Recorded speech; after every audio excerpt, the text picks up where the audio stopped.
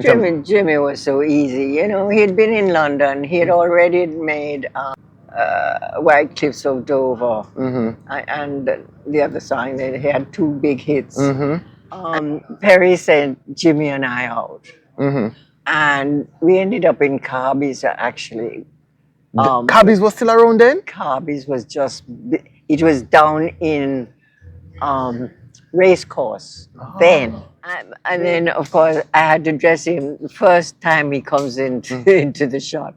He's wearing those too short trousers and shoes with no socks. Right. Remember? Yes. You saw Charlie, you saw Gilbert, you saw Ivan, you saw Beryl, you saw Melissa. Which one was the worst? Today on Kareem's Quest, I'm going to be talking about Jimmy Cliff's breakout role in the 1972 classic The Harder They Come. Now, fortunately, I was able to sit down with the wardrobe director as well as the wife of the producer of the film, who talked about, just what it was like working with Jimmy, as well as the casting for the film, and why it took almost 10 years to finish the film. Now, before I continue with that, I must say condolences to the Chambers family, because James Chambers, more popularly known as Jimmy Cliff, died on November 24th, 2025. He was 81 years of age, and he died from complications with pneumonia. So, condolences to the entire family. I mean, he has touched so many lives in terms of with reggae music and just different entrepreneurial works that he has done over the years. Now, when we talk about Jimmy Cliff, his name is synonymous with music and reggae music. And I mean, for me personally, we have been losing so many of our icons. Ken Booth got ill. You think about people like Toots. Jimmy Cliff actually falls into that category with like a Toots and a Bob Marley and a Burning Spear. Now, his career started off in the early 1960s, and of course, at that time, it was ska music. The lion says, I am king in this rain. In 1964, he signed to Island Records, which was operated by Chris Blackwell. You may have heard Chris Blackwell's name before because he became also the manager or, the record label owner that had Bob Marley and the Wailers on his record label. And Jimmy actually went over and started to live in England for a long period. So he started in probably 1964, that relationship with Island Records. Now by 1968, he had this mega hit, which was Many Rivers to Cross, right? And even during that period, he had Wonderful World and Beautiful People. And those two were monster hits. They were so big that it actually got the attention of Perry Henzell, who was the director for The Harder They Come. And Perry said that he wanted Jimmy to play the role, even though he had never acted before. Though. But he said that he just captured the essence of the Ivan character. So production for that film started in the late 1960s. And I mean, it never came out until 1972. Because they just continuously had problems in terms of financing it. So it took them a long while. But anyway, with that being said, Jimmy had this illustrious career in terms of, with music. And I'm going to just tell you about some of the hits that he had. In 68, it was Many Rivers to Cross. In 69, it was Wonderful World, Beautiful People. In 72, You Can Get It If You Really Want, which is a favorite of mine. Also in 72, he came up with The Harder They Come. In 1993, he did over Johnny Nash song. He did a cover for it, and it's called I Can See Clearly Now. Now, I remember that song a lot because that was the time when we had our bobsled team, and we had this famous movie that was done, Cool Runnings, for our bobsled team, and that was on the soundtrack. So, I mean, he had a knack for hits, One of my favorite, which I didn't even mention earlier, was this song called Reggae Nights, because he was also featured in another movie, and this movie was it was called Club Paradise, right? Where he played this person called Ernest Reed. So, he went through the gamut in terms of just having different experiences through music. And I mean, everybody has like a favorite Jimmy Cliff song. Anyway, so I'm going to go into my interview now with Sally.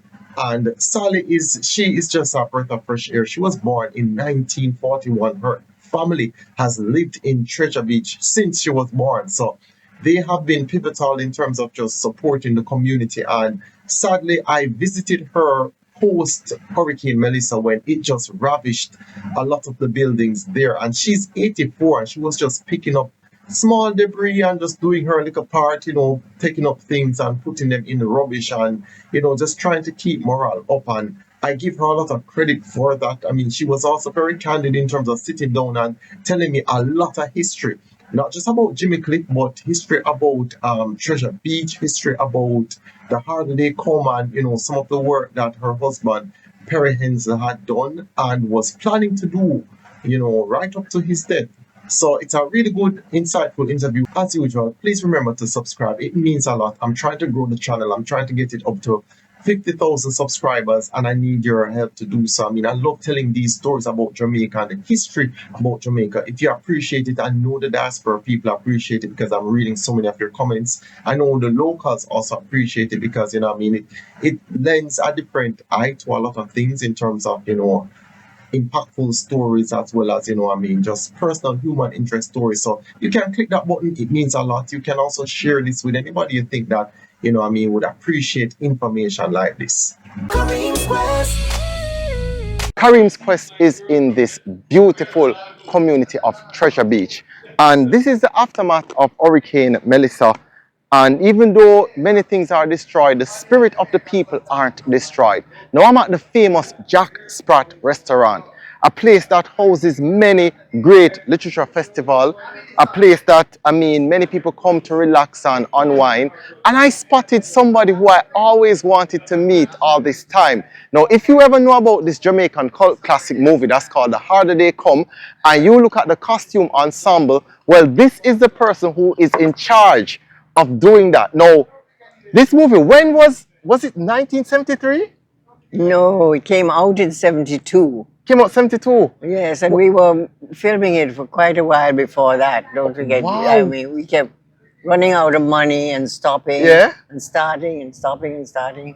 It went, What year would you think? Now, this is Sally Henzel, by the way, all right? Now, she is the matriarch, basically, of Jake's restaurant and Jack Sprat restaurant because of our offsprings basically developed the brand. She's also the wife of the director of The Harder They Come. Now, when did you start production? boy, maybe 69. Because Really? I was 70. But you have no idea the stop and start because we kept running out of money, and we had to stop and get about 4 different cameramen. So most of them from England, and then Chappie Saint-Just from Jamaica. And then Perry, I think, himself took the last shot on a scooping, because in those days it was film, Wow. not video. So it's much harder. Much harder. I have to give you credit because a lot of the design for the outfits are iconic. Now, the most iconic one, Jimmy Cliff in the studio, in that blue shirt with that star. Where you get that idea from? It was black with a yellow star. Black with a yellow star. It was really my husband's idea, that particular thing. Yes. Was the shirt originally like that? Like, did it originally have on the star, or yes, you? Okay. Yes. And that's my granddaughter wore it to the performance a few months ago in England. The actual shirt? Yeah. Yeah. So, talk to me about how did you go about selecting these pieces? Because what I've noticed is that they're timeless. Like, I can still see them being fashionable in today. Well, Perry sent Jimmy and I out, and we ended up in Kareems, actually. Kareems was still around then? Kareems was it was down in Racecourse then. Wow. So you selected the items from there? Yes, some of them. I think the leopard skin shirt and that sort of plastic vinyl waistcoat. The boots were Jimmy's own from London. Okay. I think the yellow hat, No, we got that from a place in, I think we got that at Carby's too. But afterwards, this Canadian company started making them. Wow. Wow. The yellow cap, remember? Yeah. And then, of course, I had to dress him the first time he comes into, into the shot. He's wearing those too short trousers and shoes with no socks. Right. Remember? Yes. That, the great country boy come to town. Yup. When Muffy thief him stuff them. Him go downtown and he brought back a mango for his mother. Right? Yeah. Yes, man. No, he brought it and he ate it and gave it away on the bus. And by the time he arrived, he only had one. Remember? See, it's one of my most favorite movies of all time. Could you give me some behind the scenes stories? Like, what was it like working with Jimmy Cliff? Who did you like dressing the most? Like, who did you find to be like the most fashionable, like wanting to experiment with fashion? Oh, Jimmy was so easy. You know, he'd been in London. He had already made White Cliffs of Dover and the other song. He had two big hits. I can see clearly now. Would have been out by then. I can see clearly now. The rain is gone. No. Okay. I don't know. And when Perry was choosing a star, he saw an album jacket, I suppose, put out by Island, and on it, the two sides showed the different sides of Jimmy's character. Oh, got you. So he was dread, and one he was a loving, you know, and that made him choose that person, choose Jimmy. But Perry didn't like to deal with actors. Okay. He chose somebody who had the same spirit. Got you. So that the parson was really a dentist. Right. Oh really? Oh yeah. The pastor guy? Yes, they've acted before. Then the bad record producer in the yes that white Mercedes. He was a insurance salesman. Are you? But I know Don Topping was Don Topping was Don Topping. Yes. Beverly Manley was also in it. Yes. Yeah. Who was Perry's secretary at the time. Oh really? Yeah. So he just because whatever happened to the guy who played the pastor? Basil Keane. Yeah. The stepfather of the foster parent. Yes. Yeah, he died, but we were in constant touch when he said to Perry, he once locked Perry in a room and said, "If you ever make another film without me, I'll never let you out of this room." If things were different, what do you think your husband would have produced next? His book, Power Game. Power Game. Because he made a second film now. Yeah? Yes. Okay. No Place Like Home. You have to see it. All right. It's very different, Okay. but just as brilliant. All right. It's really showing the sweet side of Jamaica. It's about a white insurer, film producer comes down here to shoot a commercial.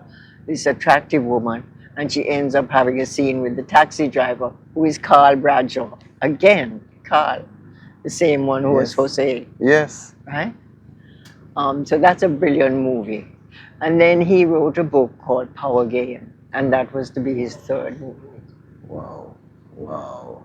Wow. Because he said the first movie is about the country boy comes to town. Right. The second movie is about the town lady who comes into the country, and you see her smoking a spliff out at Helshaw for the first time in reality. And then Power Game was the clash between the two. Wow. Wow. So that would have been his trilogy. I have a book here, I'll give it to you. Okay. Where did you get that artistic sense? Because when I spoke to your son and I asked him about Jake's restaurant, right? He said, all of these elements are really from my mother. All the artistic element, from the Ford Perfect, I believe, that's on the front, that's painted, Jake's, to the souvenir store. Oh, I designed the whole thing. Yeah. Where did you get that before sense? he came. I don't know. I was born with it. Wow. I mean, I remember watching so many documentaries, right, about the harder they come, and the set ensemble was just so unique. What was your inspiration kind of going into this? What were you doing at the time as a professional? The only thing I ever got taught after school was as a window dresser. Okay. That was my ambition. I was huge. I was sent to Switzerland to actually learn how to become a window dresser, and I became a window dresser. Big shop in England called Selfridges for a year. That was it. But I now design. I've designed 22 houses, and that was my only training as a window dresser. Is all I need to know. When you're talking about Treasure Beach, right? I mean, your son Jason, he's like the de facto mayor of Treasure Beach, right? Yeah. Your family is extremely entrenched in Treasure Beach.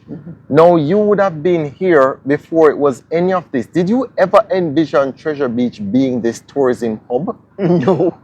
No. What was it like? In fact, when I was born in 1941, and Daddy built a cottage here, and when I was a teenager, so in the 50s and 60s, my parents would rent out Treasure Court, and tourist board would say, "Oh, we would like to promote Treasure Beach," and my mother would write, "Oh, sharks spotted, mosquitoes, rough sea."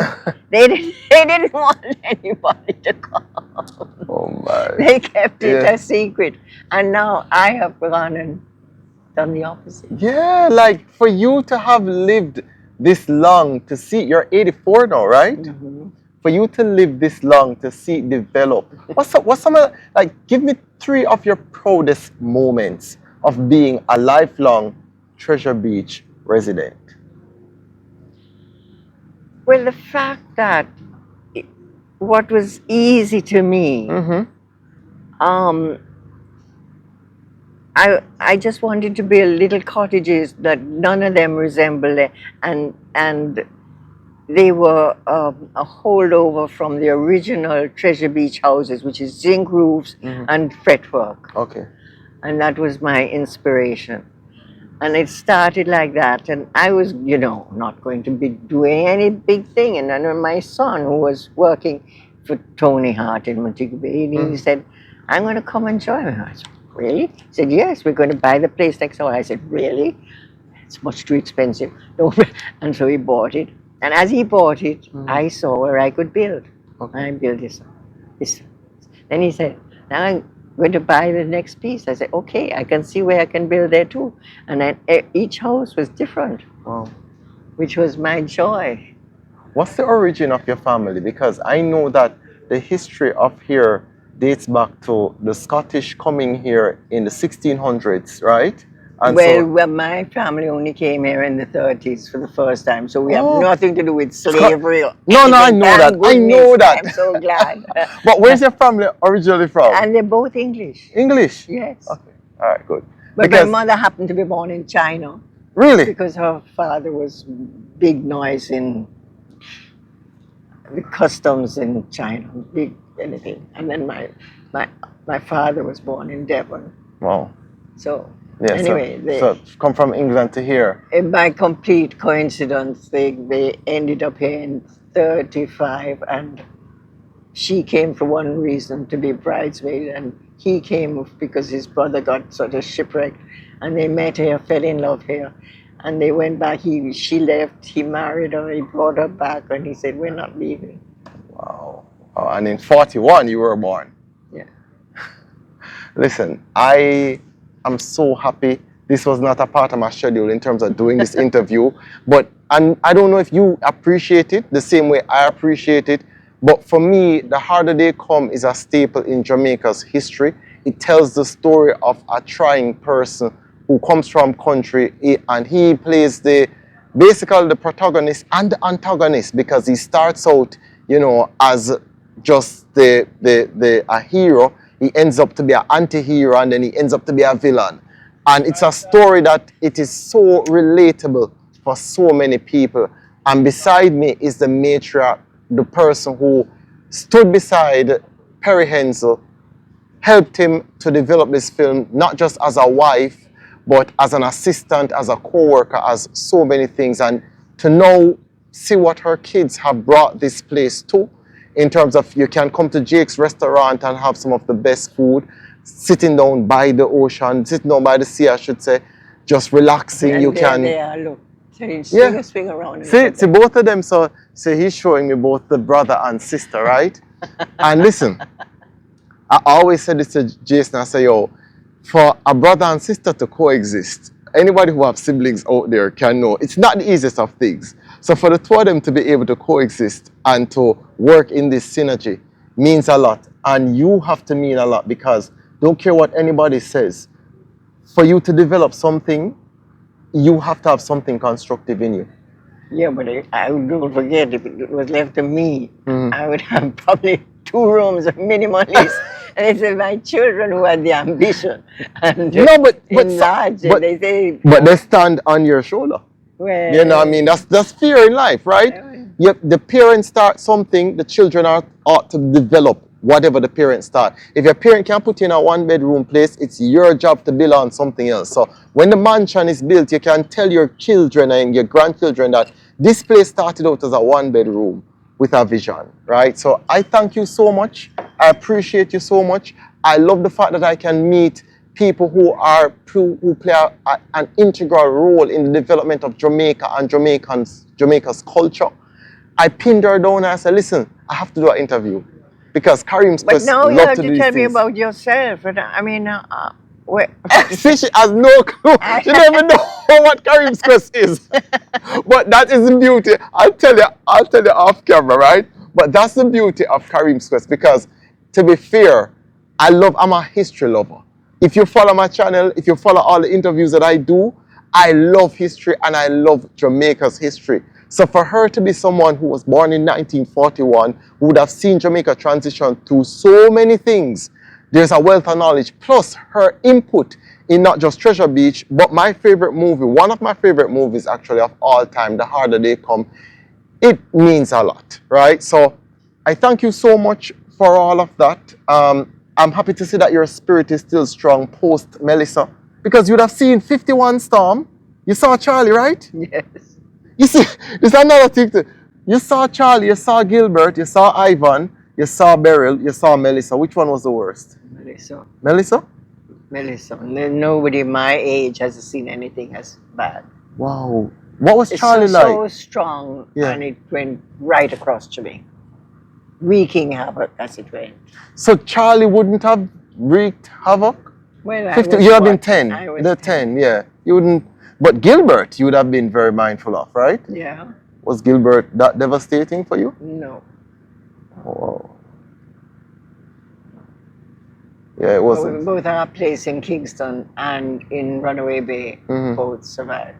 We have a very old house in Runaway Bay. It was built in 1660. Wow. And I love it. And it survived Melissa too? It survived Melissa. All right. So there you have it, people. Another great interview. Please continue to support the channel. If you love history, if you love Jamaican history, if you love good things, good content, meaningful conversations. And remember, you can go to my website, kareemsquest.com. Now, you can find the Harder They Come memorabilia here at Treasure Beach. They have a store, memorabilia store, where you can get your shirts and different items. And of course, you can find these things online too. I'm certain if you go to Jake's restaurant or Jake's hotel, they'll have a section on their website where you can actually just purchase these items. And they also have the Harder They Come musical, right? Yeah, the Harder They Come musical. Just opened to rave reviews in London. It was packed solid for every day of the month it was on. All right, there you have it. And now Jake's is open back, and we are expecting guests from the 17th of December. I know. On. They tell me. Our restaurant is already open, and we are looking forward to having people again. I appreciate you so much. Did we get a picture? Did I get a picture with her?